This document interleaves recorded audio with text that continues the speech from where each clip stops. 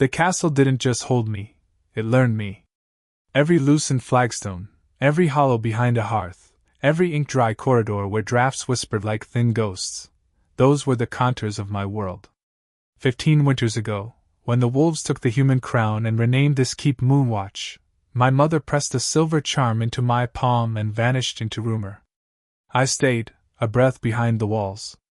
I grew into the mortar, into the dust that servants forgot, into footsteps that never echoed. This morning, something shifted.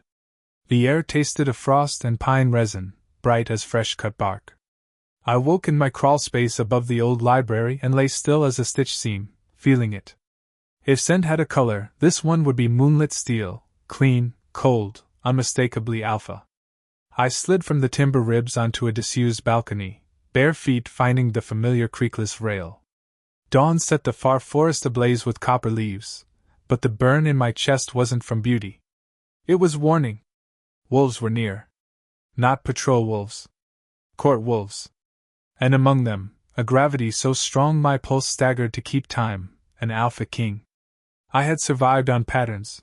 The laundry hall empties at first bell, the southern corridor opens to the ash yard when the steward smokes his pipe, the scullery girls trade gossip louder than the mill wheel. Patterns kept me breathing.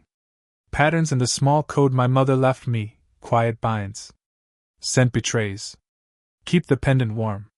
The charm, thin silver etched with a running wolf, rested just above my heart.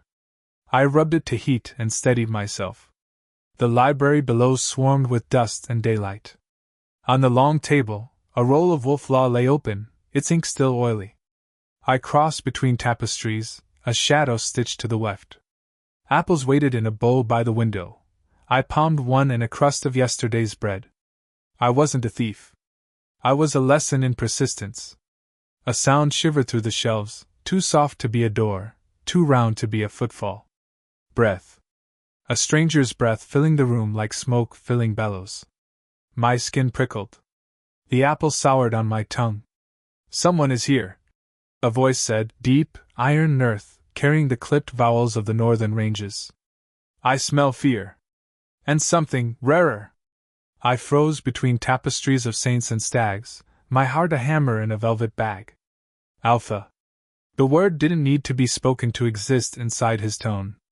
And threaded through the resin-clean scent, there it was, iron warm, winter sharp, exactly the tenor my mother taught me to dread. The king. I have practiced 100 exits from the library, up the rope to the beam, through the shutter into the pigeon loft, down the hidden stair behind the atlas case. The rope would squeal. The shutter stuck in damp. The stair opened at his boots. Leather. Wolf. Cold. All of it gathered into a man taller than any guard I had spied through keyholes, broad in the quiet way of a thing built to hold weight and weather. A short corona of silver laced the dark at his temples like frost just beginning. His eyes, oh saints, they wore amber the way fire wears oxygen. Living. Hungry. Certain.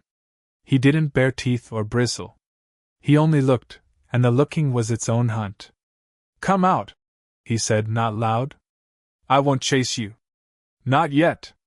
Words are doors. Silence is a lock. I stayed silent.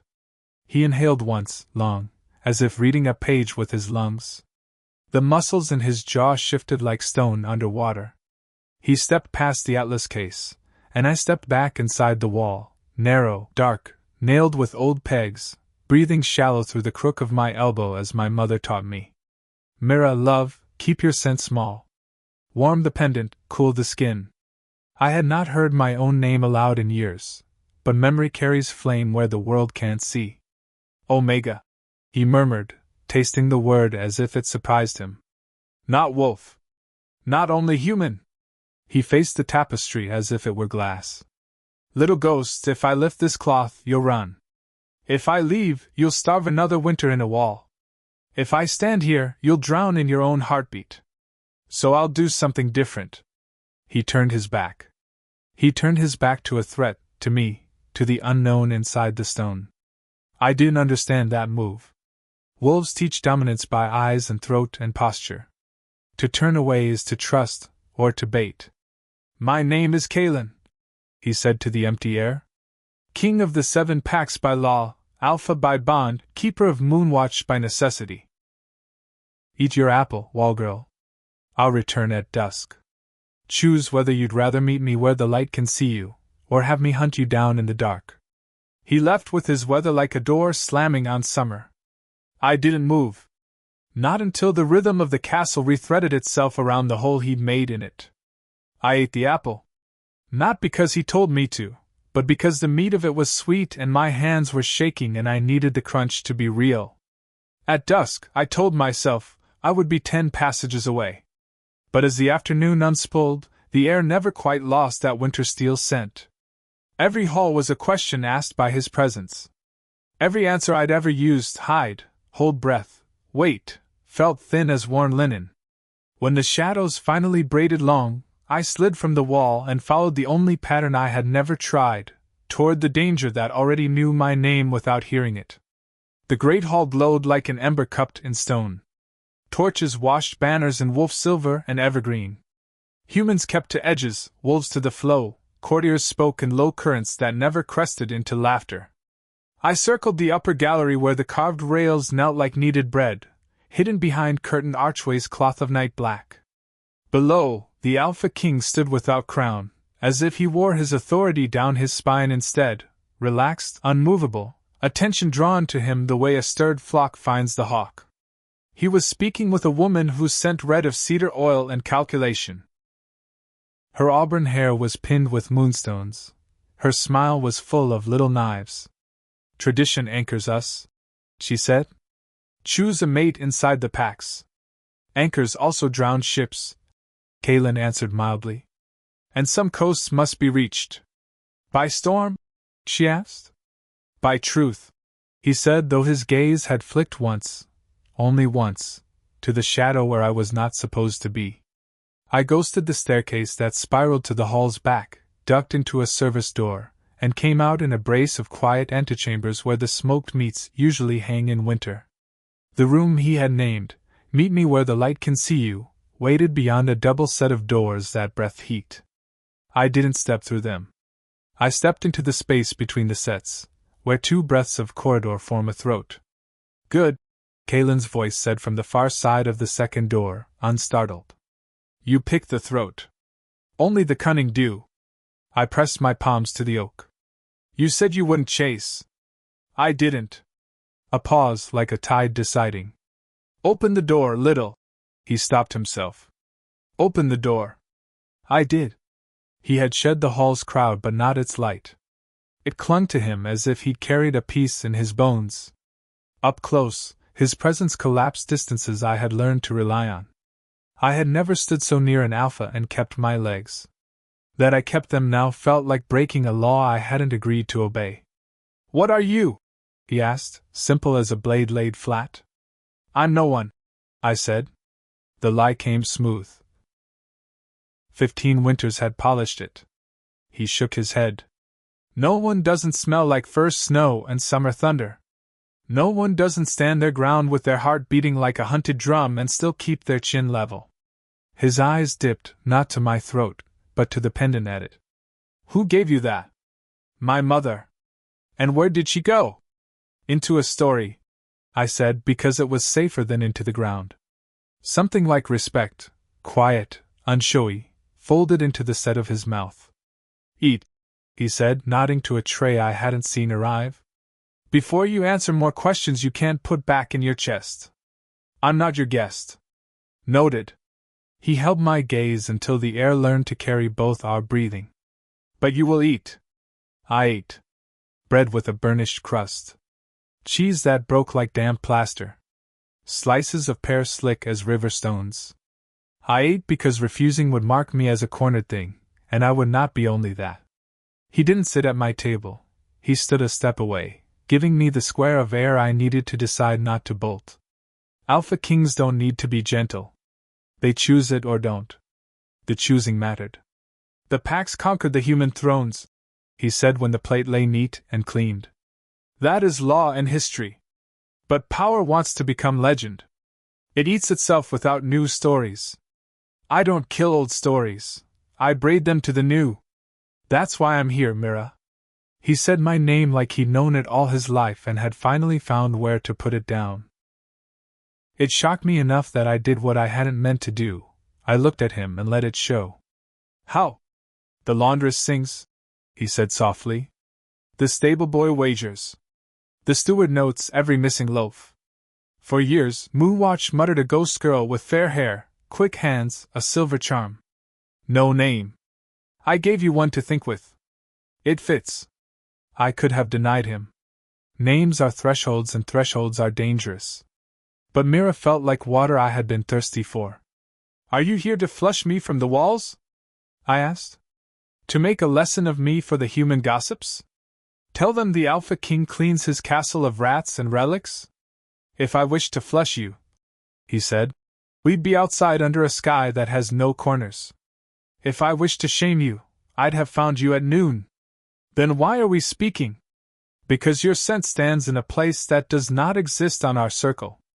Not Omega, not human, something that knots both into thread. My council will say danger. The elders will say myth. The old law says forbid. I say learn. The pendant burned a small, steady sun against my skin. My mother said wolves would tear me apart if they knew what I was. She wasn't wrong about wolves. She may have been wrong about me. What is wrong about a king? I asked, and surprised a smile from him, brief and real and gone. This, perhaps, he said, that I made a promise to myself to find the first true bridge between our peoples and protect it until it learns to walk on open ground. Bridge, I repeated, and felt the awful beauty of the word like a high place without rails. Somewhere beyond the door, a bell tolled the late hour. He stepped back. I won't pen you, he said. There are rooms ready if you want a door that opens and closes for you. There are walls if you choose them.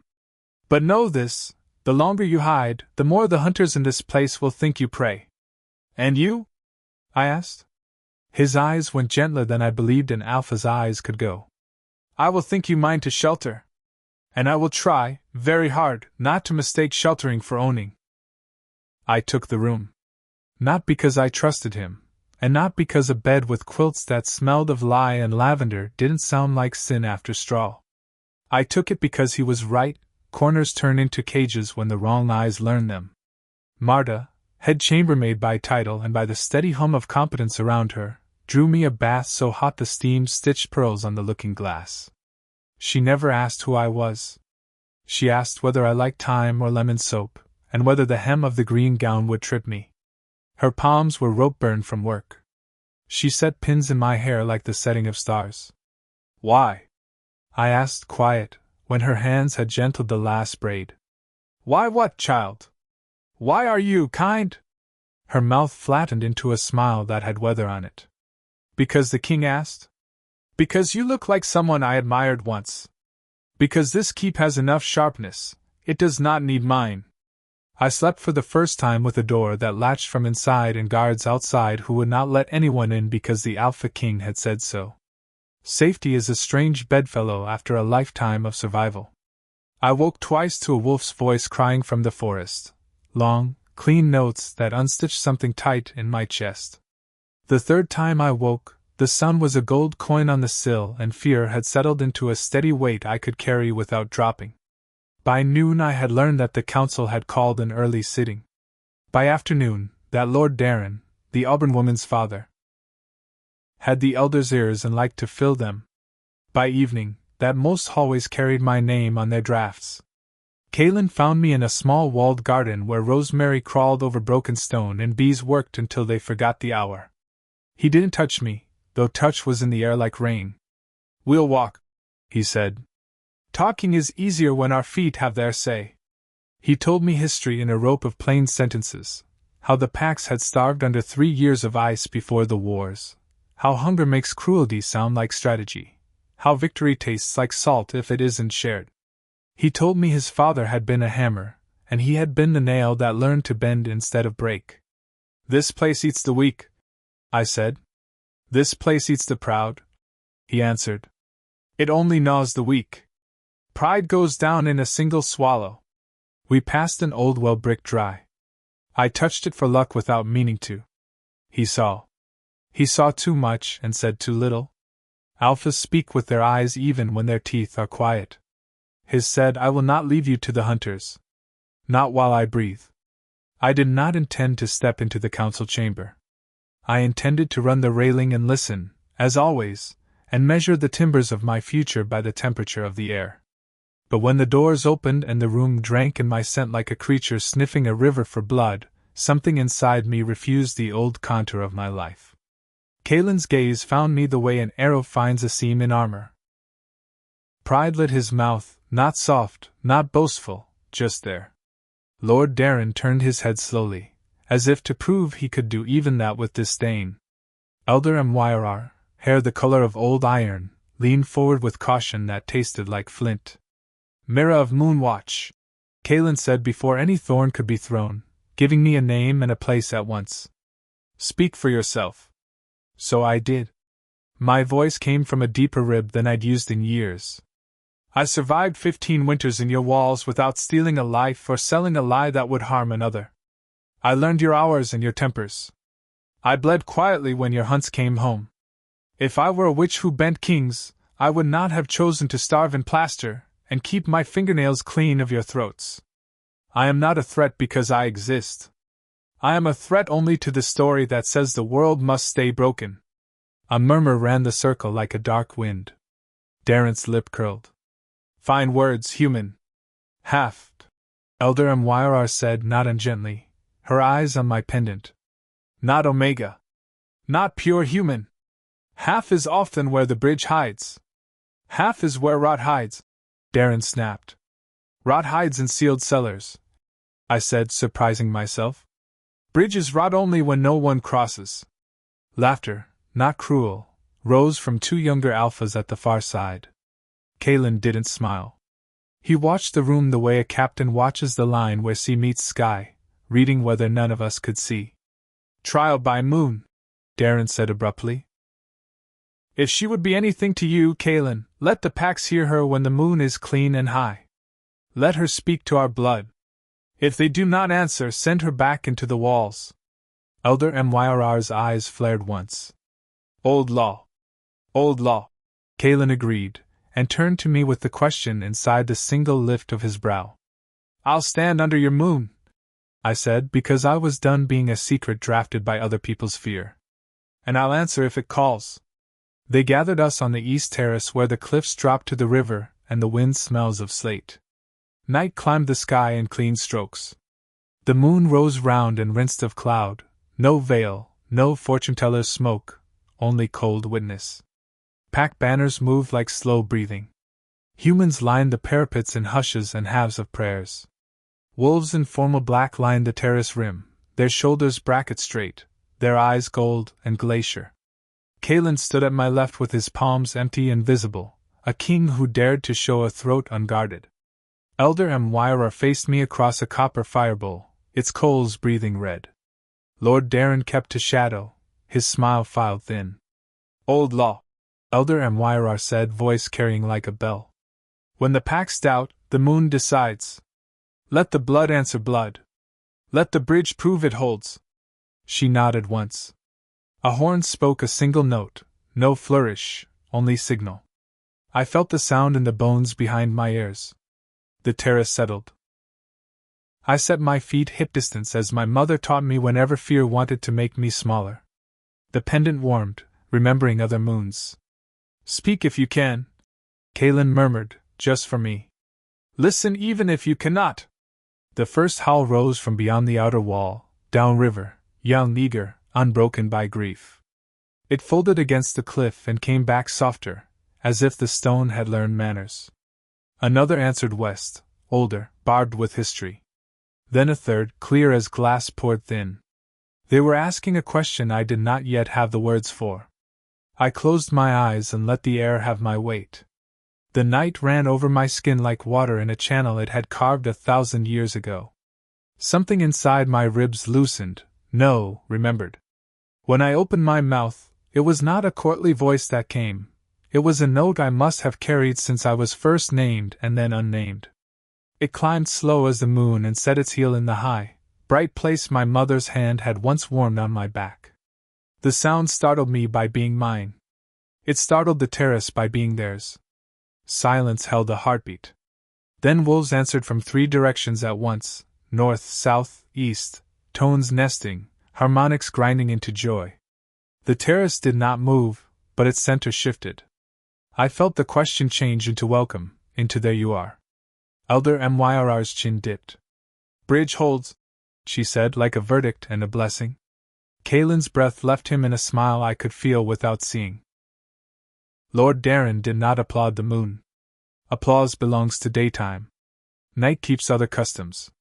People exhaled, some with awe, some with the relief of a string finally untangled. The council dismissed the terrace by rows. Kaelin did not touch me. He walked at my side as if our shadows were speaking to each other, and we were polite enough not to overhear. We had almost reached the archway when the wind changed. Scent isn't sound, but mine learned to hear it. Tallow smoke under lavender, horse sweat where no horse should be, the chalky bite of powdered resin used by hunters to gum a scent trail. I stopped. Kaelin did not ask why. He turned his head just a fraction and shifted, so slightly most men would miss it, placing his shoulder between my body and the garden door to the left. Back, I whispered. Someone waits. I know, he said. I was wondering when he'd trust his courage. The door burst inward. Not Darren, he wasn't the sort to risk his own throat, but 3 men in dark, their eyes gleaming wrong for wolves. Drugged? No. Masked? The resin snarl on them snagged my senses, made the world feel 1 step removed, like a tapestry hung crooked. The first lunged for me. Kaelin's hand met the man's wrist and turned it to sand. The second went for Kaelin's throat. I moved without thinking, step and heel, and drove the butt of the firebowl's poker into his solar plexus. He folded like bellows losing air. The third didn't come for either of us. He threw a twist of oiled rag into the copper bowl. Flame climbed fast, bright, greedy. Smoke is a gate. It makes terror walk faster. Guards boiled from the archway, Elder Myra among them, her age forgotten as she moved like a woman who had been still her whole life. The remaining intruder bolted into the smoke as if born to it, and would have vanished into hedge and stare if the pendant at my throat hadn't flared so hot I hissed. My mother's charm has only ever asked one thing, listen. I inhaled through my teeth, past ash and resin, past fear, searching for the corner of truth inside the lie. Beneath the masking, a thread unwound clove, damp wool, the lime wash of the armory passage. I pointed without meaning to. Down and left, to the old bold room. Kaelin didn't question. Hold, he told the guards. I'll fetch him.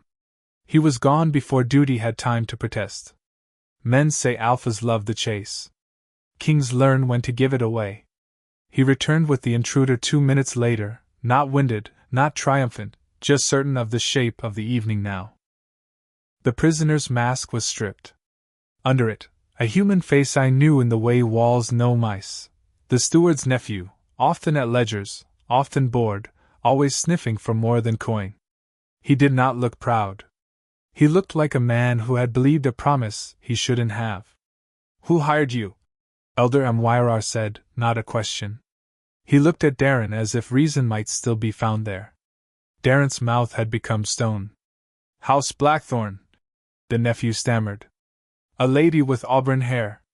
She said the king had to be taught he could bleed. The terrace inhaled as one. Lady Isola, Darren's daughter, stood rigid near the railing, her composure a dress cut too tight. She did not run. She did not deny. She stared at me as if a cliff had taken human shape and had appeared in her parlor. Take him, Kaelin said quietly. Not to cells. To the small chapel. Let him wash his hands and remember his mother's name. That was when I understood. He would rule with teeth, yes, but not with hunger. Mercy is a weapon if you know how to wield it. Morning came raw and unglossed. Bad nights sand the shine from a place. Moonwatch wore its stone honestly. Rumor ripened fast. Half the keep said I had sung the moon into kneeling. The other half said I had sold my soul to it. Neither would be easy to unteach. Kalen met me in the south garden where the pears slung late fruit and bees still argued their small arguments. He looked like a man who had slept 2 hours and turned them into 4. Old law answered, he said. Now comes the older law, consequence. For whom? For all of us. He rubbed thumb and forefinger together, as if feeling grit that wasn't there. Elder MYR will call formal charges against House Blackthorn by sunset. Darren will retreat to tradition and claim his daughter is a pawn. He will offer her to the law's mercy and expect it to mean yours. What will you do? Show the Pax that justice belongs to the crown, not to any father's ambition. He watched my face, measuring something I didn't yet know I was giving away. You fear for her. I fear for what happens to us if we make a martyr, I said. If we answer knife with pyre, the old story wins. His mouth softened. Bridge, he said, like a reminder he had promised himself. Bridge, I agreed, even though the thought of Lady Isola's plots raised a chord of anger in my throat I could have strangled a hawk with. We went together to the chapel where the steward's nephew waited with clean hands and eyes that had learned some new language in the night. He confessed plainly, naming coin, naming Lady Isola, naming the instruction to spark panic, not murder. He cried when he spoke his mother's name. That broke something in me that all the wolves had not. Elder MYR took testimony like a smith takes measure. Darren argued the edges, gentleman sly, venom in velvet. Isola stood with chin high and said, I did it. I would do it again to keep the crown inside the blood that built it. That blood, Kalen said, was human 2 kings ago. Your argument is a wheel that crushes whoever it needs to pretend it was always in motion. He did not send her to irons. He sent her to the far hospice on the north road where winter eats fingers if you do not learn to hold heat for strangers. Sir, he said, learn what power is for. Darren swallowed poison and called it gratitude. There are punishments that teach. There are punishments that please a crowd. He chose the first. The crowd would make him pay later. Peace didn't arrive after justice. It never does. It arrives in inches, shy as feral cats, and runs when a door slams. Lessons filled the days that followed. Ellen, gentler than most and sharper than he looked, taught me the grammar of scent. Green wood means safety. Crushed nettle means anger in a body that won't say the word. I learned the tilt of ear that invites and the press of shoulder that declines, the way an alpha king quiets a room by relaxing his jaw rather than raising his voice. I learned what omega means when wolves say it softly, not lesser, not last. The bond keeper, pressure valve, the one who turns a pack's many breaths into a single steadier one. No crown. No throne. Wait nonetheless. At dusk, Kalen and I walked the parapets where wind keeps secrets honest. We spoke like carpenters, measure twice, cut once, about courts and kitchens and the half-year stores of grain. We spoke like people, hungry for a place where our mouths didn't have to be translation devices for our hearts. He did not kiss me again quickly. He let one ripen without plucking it. When? He asked one blue hour with the river graying into night. Did you stop being afraid of me? I didn't, I said. I taught my fear your name. He laughed then, low, delighted, unarmored, and it put warmth in my knees that had nothing to do with fire. Rumor shifted its furniture. Some nobles began to bow to me as if practice hurts less than surprise. Some servants brought bread that was still warm, not yesterday's. A company of human elders sent word. They wished the Alpha King to hear their grievances from their own mouths. Kalen read the letter twice. No petitions carried by wolves, he said. Good. Let the bridge stand somewhere people can see it. We set a date. We chose the old market square, not the hall. Sunlight hears different arguments than chandeliers. The morning before the gathering, a bundle wrapped in sacking appeared at my chamber door with no sender's name. The guards swore it had materialized between blinks. Inside lay a book, thin, hand-stitched, smelling of smoke and elderflower. The ink title read, Songs the Moon Will Answer. On the first page, in a hand I knew from letters stored in my ribs, my mother had written, "Mira, if the wolves ever find you, do not let them tell you what a moon singer must say. Let the moon teach you what she wants to hear." I sat very still until my breathing matched the page. The market square remembered laughter from before the wars. You could feel it in the cobbles, the way a house remembers children who are taller now. We set a rough circle with benches and barrels. No dais. No dais was important. Kalin wore no crown. He wore his name like a weather front instead. I wore the green gown mended at the hem so I wouldn't trip, my mother's book tucked at my spine like a second vertebra. The human elders came in twos and threes, women with hands dyed onion skin yellow, men with eyes like the river when it wants to be ice and cannot yet. They carried grievances the way people carry winter kindling, carefully, desperate for it to burn clean, a pack lieutenant who levied twice tax on the South Road, a wolf-blood magistrate who ignored a human boy's complaint because the boy's father had served in the last resistance, a harvest tithe miscounted in favor of a banner rather than a barn. Kalin listened without defense. He did not say but, he said how. How do we repair? How do we teach the lieutenant the law he swears he knows? How do we return what was taken without turning justice into spectacle that makes men cling to their cruelty out of shame? I watched the crowd's chest. A square has a chest, the way a pack does. At first it rose quick, anger panting. Then slower, hope learning to move its limbs again after disuse. When the boy's mother spoke, my throat burned. Her son had been cuffed for speaking to a wolf noble in the wrong place. He had not bled much. He had learned something worse, to lower his eyes even when he was right. "Will you teach my boy to look up again?" she asked. Not a challenge. A plea I felt in my teeth. I looked at Kalin.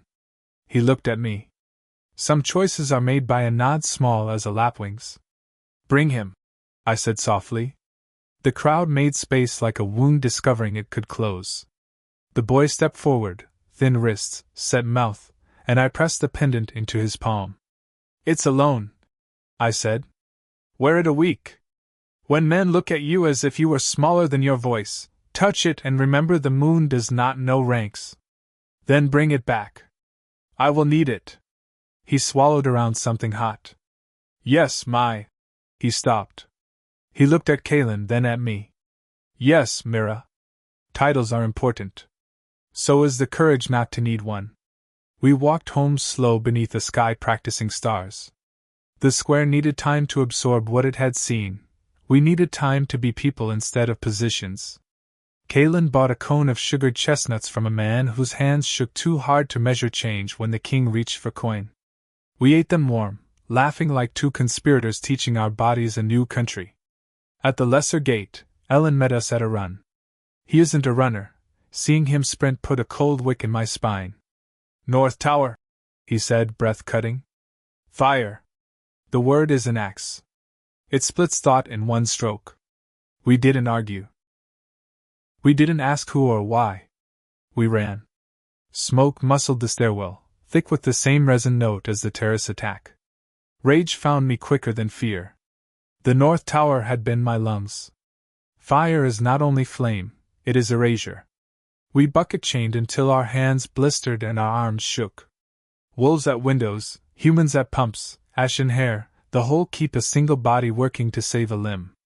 The blaze didn't take the tower, it tried. It ate the observatory roof and licked the old map room black, but the bones held because too many hands told them to. When the last hiss sagged into wet quiet, Kalin stood with his palms on his thighs and breathed like a man refusing to fall. Soot made dark mortar of the lines of his face. He looked up into the hole where the roof had been and said, almost gently, "Someone would burn the lungs to still a voice." "Darren?" I asked. "He's too careful for fire. But fire obeys the impatient." Kalin's eyes shifted, not to me, not to the council wing, but to the narrow run of kitchens where gossip ferments into orders. "We cut the cord they pull, not only the hand." He straightened and reached for me then, not as a king, not as an alpha, simply as a man who knew my body had been asked for more courage than it had yet stored. "You still have a place," he said, not a question. I do, I said, throat raw, palms blister slick. And I am done being a secret that other people set alight. Good, he said, and the word warmed more than the fire had. Because tomorrow I will name you as something this keep has never had. What? Crown bond, he said. Not queen yet, not consort as the old banners define it. The name in our law for the one who stands between the throne and its habits. The one who hears before the king speaks. Bridge, I whispered. Bridge, he agreed. In daylight. Word of the fire spread through Moonwatch like sparks carried on linen. By dawn, everyone had a version. I started it to claim tragedy. Kaelin burned the tower to erase my past. The humans said it in warning, the wolves did it to test me. Truth rarely moves as quickly as rumor, but truth walks steadier. When the council bell rang, the great hall filled, not with nobles only, but with kitchen women still dusted in flour, stable boys with hay clinging to their hair, seamstresses with needles tucked behind their ears. They wanted to see if the fire would be doused with justice, or stoked into politics. Kaelin didn't sit on the throne. He stood at its foot, level with every gaze. I stood beside him, not behind. Moonwatch bled last night, he said, voice steady as gate iron in frost. A tower burned, my tower, yes, but more than that, a place where a child survived became a place we nearly lost. Fire was meant not to kill walls, but to terrify a soul back into silence. We will not answer fear with shadow. He gestured for me to speak. The hall turned toward me. I felt the weight, but not the crushing kind. The expectant kind. The kind my mother once said comes only when a voice is needed, not wanted. I hid in that tower because I believed wolves would devour what they didn't understand. I said, letting the words be simple, clean. Last night proved someone would rather burn a truth than learn it. I will not hide again. Not in walls. Not in comfort. Not behind a king. A murmur, surprise, approval, a little fear, swam the room. Kaelin continued. By old law, the one who sets fire to a keep's heart commits treason against every banner within its walls. Punishment is exile in chains. He paused, letting the old sentence sit as a stone in everyone's mouth. I offer a new reading. Fire is fear given hands. This keep will no longer punish fear with blades. We will answer it with structure. Gasps from the far right, some in outrage, some in relief. Mirror of Moonwatch, he said, turning to me. Step forward. I did. You will hold the role of crown bond, he declared. Not queen, yet, and not subject to the council's choosing. The crown bond stands between king and court, between wolf and human, hearing what those above cannot and those below fear to say. Yours is the voice that crosses ranks. A bridge with teeth. The title struck the hall like a third bell tone, unfamiliar, resonant, unignorable. Lord Darren rose slowly, his poise lacquered with false calm. A new title invented without council consent? Dangerous. What prevents you from placing all power in this girl's hands? Kaelin didn't raise his voice. Her task is not to hold power. It is to distribute it. A king must not sit in an echo chamber. The crown bond ensures I never rule without hearing the smallest voice in this keep. And if the bridge breaks? Darren asked. I met his gaze. Then the river keeps flowing, and those who tried to dam it drowned first. A few humans laughed, not mockery. Recognition. Elder Myrr stood, leaning on her carved staff. Old law grows moss if never scraped. I will witness this bond for one moon cycle. If it brings strength, the council will carve it into the tablets. If it brings ruin, her sharp gaze flicked between both of us, we will unmake it. Agreed, Kaelin said. So it was sealed, not by crown or parchment, but by every ear that heard it. The roll began with no instructions, which meant it began everywhere at once. Before midday, I was in the laundry courtyard hearing washerwomen speak of bruised wrists from a wolf captain's impatience. Before the evening torchlighting, I was in the training yard listening to young wolves confess they feared speaking kindly to humans lest their own pack mock them as weak. And beneath the western stairs, I found 2 children, one human, one wolf blood, trading marbles in secret because their parents would forbid it in public. I didn't solve these things. I collected them. Bridges don't drag people across, they make crossing possible. At dusk, Kalen found me cross-legged on the floor of the lesser library, parchments spread like a card reader's fortune. He sat opposite me, knees almost touching mine. "You look like a general planning a siege," he said. "Listening is a siege," I replied. "People defend themselves against it until they realize the only way to win is to open the gate." He smiled, not the public one, the one meant for rooms without witnesses. Then his expression shifted. "You're tired. So are you." "Yes," he admitted. "But I have been tired for years. Yours is the weight of beginning." There was something in his tone that made the air softer, heavier. I closed the ledger. "Do you regret naming me?" I asked quietly. His answer was immediate. "No. If anything, I regret waiting as long as I did." Silence, not awkward but humming, filled the space between us. Outside, wolves called to the rising moon. Their voices no longer pulled at me with the same ache. They felt like road markers now, not warnings. Kalen brushed his thumb lightly over the back of my hand. Not claiming. Not assuming. Asking. The warmth that rose through me had nothing to do with hearth fire. "Tomorrow," he said, "we begin the first open forum between humans and wolves in this keep in 15 years. Stand beside me, no, with me." "With you," I echoed. He stood, and before leaving, he looked back once, amber eyes gentled by something I was no longer afraid to name. Belonging. The first open forum was set in the great hall, but we changed its shape. No throne. No raised table. Benches formed a circle, with an aisle left open like a heartbeat pathway. Wolves entered from the north door, humans from the south, not separated once inside, but interwoven, one wolf, one human, one wolf, one human. Deliberate. Symbolic. Risky. I stood with Kalen at the circle's edge as people filtered in, wary as deer entering new pasture. The hall murmured, not with hostility, but with the unease of a room trying on a new arrangement, and waiting to see if it fit. Elder MYR began. "Old law says wolves speak for humans.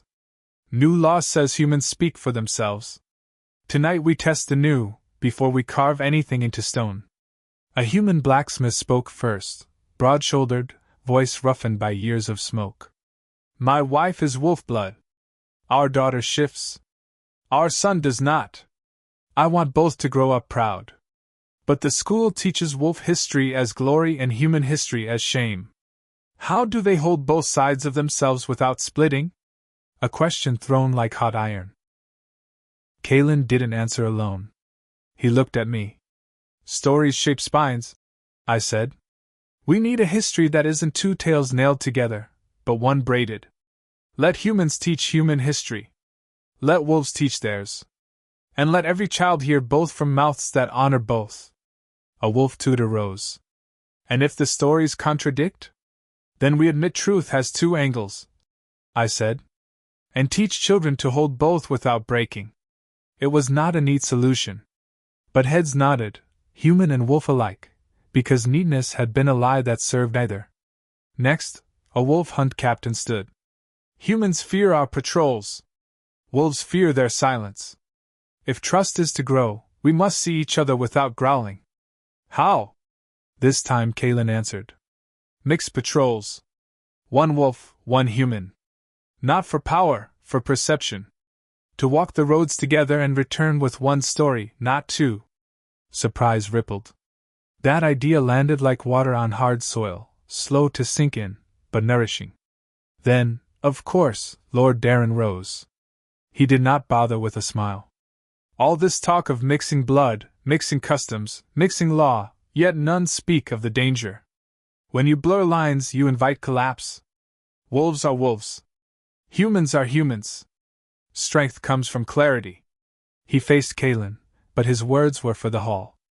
"And now we have a crown bond. A new invention. A human Omega half-breed with no lineage fit for the title, given authority by affection, not law. This forum is not unity, it is the first step to dismantling the natural order. Gasps. A growl from a young wolf. Ellen's hand tightened on the back of a bench, as if anchoring himself. Kalen did not rise to the bait. He turned, not to Darren, but to the people. If the old order is so strong, he said, why did it burn my tower in the night like a frightened child? Silence dropped like a stone into a well. Darren's jaw clenched. You accuse without proof. No, I said softly. Proof sits in the hospice wearing your family's crest on her coat. A ripple of shock moved through the hall.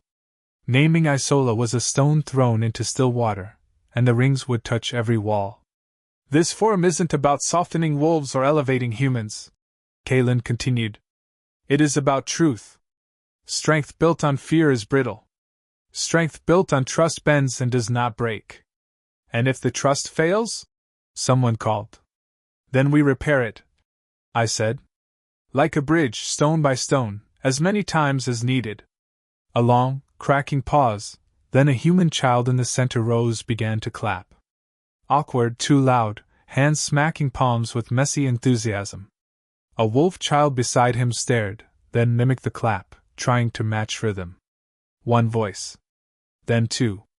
Then the hall. It was not roaring applause. It was uneven, unsure, but real. Darren sat down, slowly, teeth clenched behind his lips.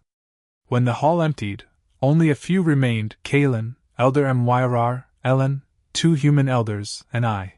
The circle of benches felt wider now, like the room had exhaled and needed a moment to remember its size. You handled Darren without drawing blood, Elder Myrar said to Kalen. That is a rarer skill than shifting shape. I'd prefer to keep both abilities, he replied. Myrar turned to me. The bridge holds for now. But bridges attract weight. You must learn not to carry all of it at once. I won't break, I said. Her gaze softened with something dangerously close to fondness. No. But even stone cracks when it forgets it is allowed to rest. She left us with that. Kalen waited until the doors sealed. Come, he said. There's something I want you to see. We walked, not to his chambers, not to mine, but to the damaged tower. The air still smelled faintly of smoke, but the ruin had been cleared enough to climb. The observatory roof was gone. Above us, the sky was a bowl of cold stars. He spread a blanket on the floor where the maps had once hung like constellations. This was your world for years, he said. Your shelter. Your story. I don't want the crown to replace it. I want to rebuild it with you, not as hiding, but as remembering. He handed me a small object wrapped in cloth. Inside lay a piece of the old tower's scorched beam, polished smooth, carved into the shape of a crescent moon. For the new observatory, he said. When we rebuild it, not as a place to disappear, but as a place to look outward. Emotion climbed my throat like ivy, slow, stubborn, rooting deep. I thought I lost this place forever, I said. You did, Kalen said. But losing something isn't the same as it being gone. Now it can become something else. Wind whispered through the broken rafters, cool against our cheeks.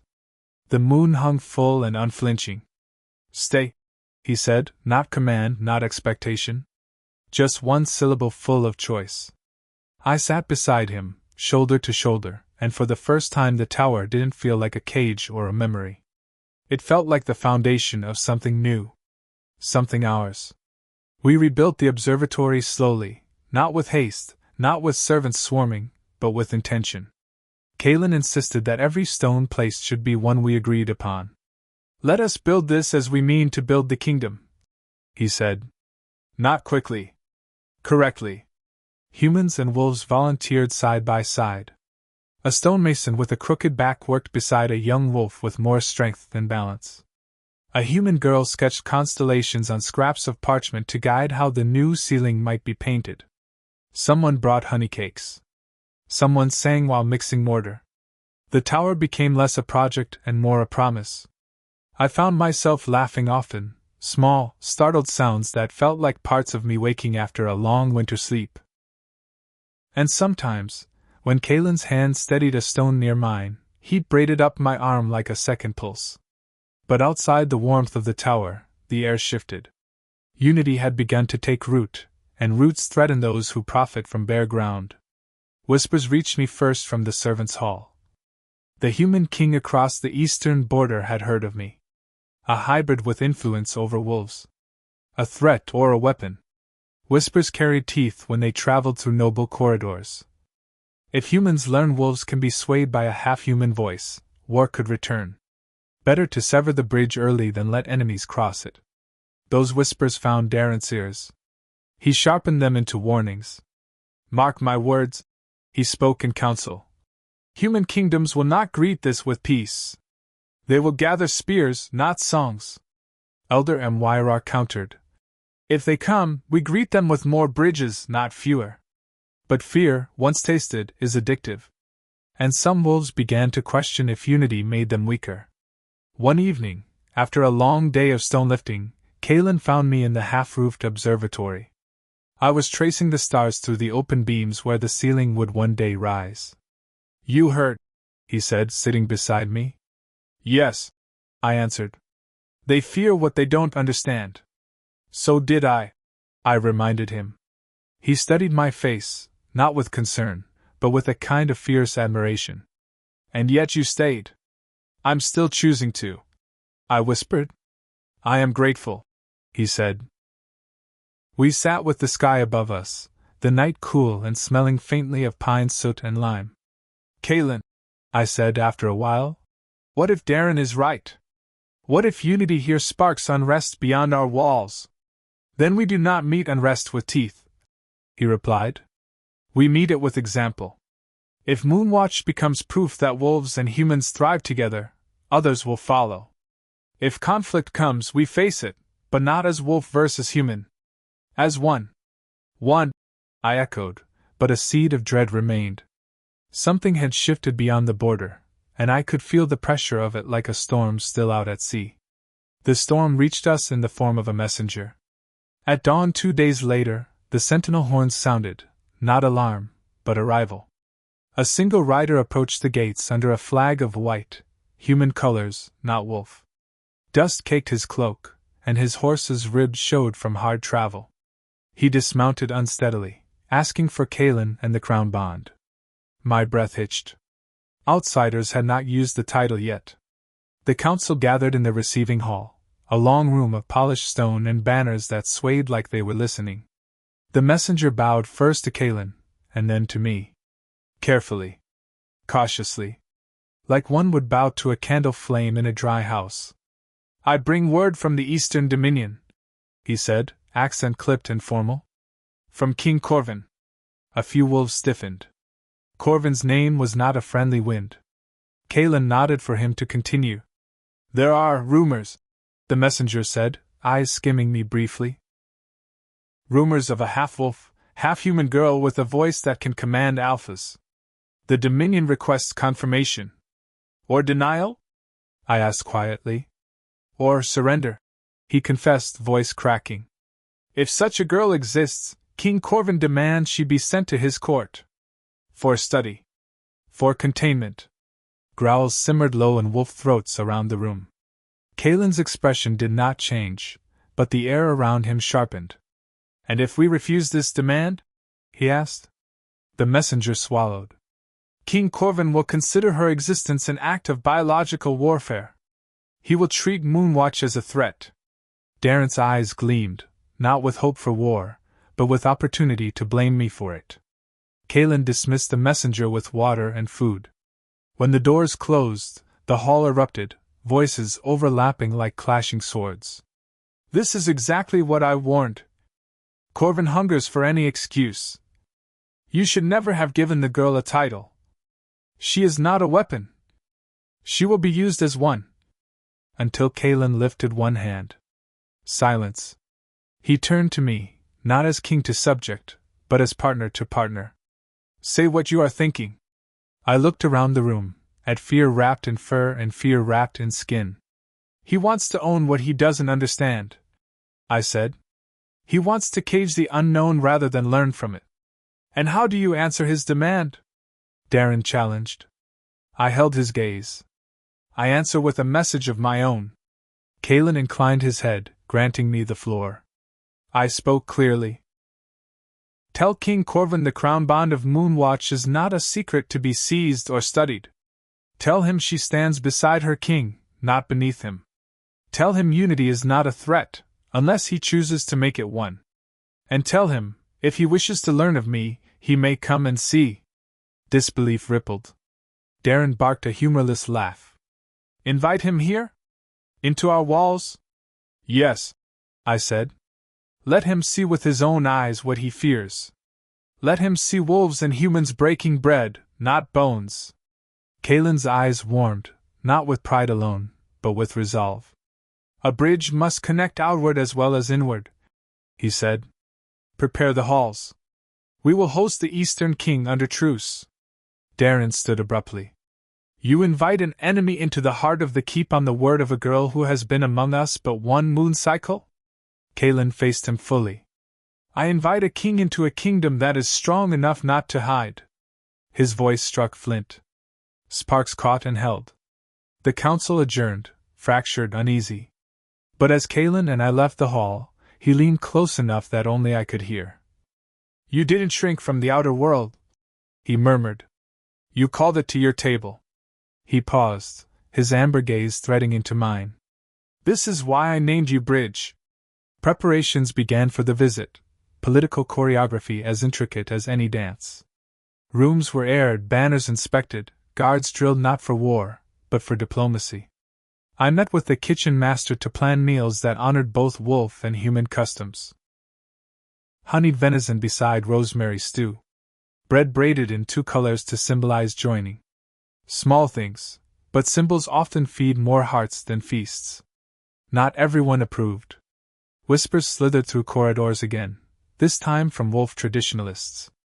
Why should we serve food to a human king who once hunted our kind? Why let an outsider judge our unity? This bridge is bending too far. It will snap. But when I walked the keep, people still offered nods. Some cautious, some hopeful. The children, human and wolf blood, no longer avoided being seen with one another. They played marbles openly now. That, more than any council session, felt like proof. On the night before King Corvin's expected arrival, I stood once again in the half-rebuilt observatory. The sky arched above, vast, unknowable, threaded with starlight. Kalen found me there, as he often did. You're quiet, he said. I'm thinking about the world outside Moonwatch, I replied. About the kind of story they tell of us. About what happens if Corvin refuses unity. Kalen stepped beside me, gaze fixed on the same stars. If he comes with peace, we welcome him. If he comes with chains, he'll find they do not fit. Are you afraid? I asked. Yes, he said without shame. Fear keeps the king humble. Overconfidence ends kingdoms. The wind pulled at my hair. I turned to him. I need to know something. He waited. If Corvin forces you to choose between your people and me, which do you choose? He didn't look away. Not for a heartbeat. I choose the path that protects both, he said. Because choosing one means losing the kingdom we're building, a kingdom where no one has to be sacrificed for another to live. His hand brushed mine, hesitant, deliberate. And if there is no such path? I pressed. His answer was softer. Hurt and truth in equal measure. Then I will carve one with my own hands until it exists. My breath hitched, at the vow, at the impossibility, at the hope. You truly believe unity can hold? I whispered. I don't merely believe it, he said. I stake my crown on it. And I stake my life, I replied. His thumb traced the back of my hand. Then we stand together, he said, in whatever comes. Outside, a wolf howled, a sound not of warning this time, but of vigil. The night held its breath. The king was coming. King Corvin arrived beneath a sky the color of tempered steel, flanked by 20 elite guards clad in polished armor. Their banners, white hawks on crimson, rippled in the wind like warnings. Yet they crossed our borders under truce, and Kalin met them openly at the gates, without a single arrow drawn. Corvin dismounted with the stiffness of someone unused to being anywhere but obeyed. His gaze swept the courtyard, lingering on the intermingled guards of wolf and human, on the banners stitched in paired colors, and finally on me. So, he said, voice smooth as oiled blade, the myth breathes. I stepped forward, not behind Kalin, not shielded, but beside him. I breathe, I said. Not myth. Not weapon. Not yours. The faintest lift at the corner of his mouth, mockery or interest, it was hard to tell. We walked him through Moonwatch. I showed him the training yards where humans and wolves sparred as equals. The school where children learned both runes and arithmetic. The gardens where a wolf elder taught a human girl how to cultivate moon moss for healing salves. Everywhere we brought him, Corvin watched not with disdain, but with a tightening in his expression, not anger, but confusion. As though the world did not match the stories he had been fed. But Darren did not waste a moment. In the great hall, during the welcoming feast, he rose and bowed to Corvin with theatrical respect. Your Majesty, he said loudly enough for all to hear. You must see how unnatural this joining is. Wolves acting as servants to humans, humans presuming equality with wolves. And at the center, his gesture cut toward me, a hybrid who wields influence either species should allow. Murmurs rose. Corvin's gaze sharpened. Kalin stood, but I touched his arm. Let me. I faced them both, the foreign king and the frightened wolf who'd rather burn a bridge than share it. You call me unnatural, I said to Darren. Yet nature created me. Wolves and humans share the same forest, the same sun, the same moon. It is fear that built the walls between us, not truth. I turned to Corvin. You came expecting a monster who bends wolves to her will. Instead you found wolves who choose peace. Humans who choose belonging. And a kingdom where strength comes from standing side by side, not over one another. His eyes flicked to Kalin and back to me. You speak boldly for one whose existence could topple nations. Yes, I said. Because silence allows old stories to rule unchallenged. I took a breath, not for courage, but for clarity. You feared a weapon. I offer a bridge. One you may cross, not kneel upon. Corvin studied me for a long, taut moment. Then, slowly, he removed his gloves and placed them on the table, a symbolic gesture of disarming in his culture. I came to measure a threat, he said. Instead, I see a future I had not imagined. One I am not ready to embrace, but neither will I destroy what I do not yet understand. He turned to Kalin. Moonwatch will have peace with the Eastern Dominion. For now. It was not acceptance. Not yet. But it was not war. And that was a beginning. After the feast, Kalin and I stood once more in the observatory, now fully roofed, the last stone placed that very morning. Lantern light warmed the walls, and above us, the newly painted constellations shimmered with silver dust that caught the glow like stars caught dew. Below, the keep hummed with relief. Unity had survived its first test. You ended it without blood, Kalin said softly. No, I corrected, leaning into him. We began it without blood. Ending will take longer. His arm wrapped around my waist. And you're not afraid of the road ahead? I'm terrified, I admitted, smiling into the night. But I'm not walking it alone anymore.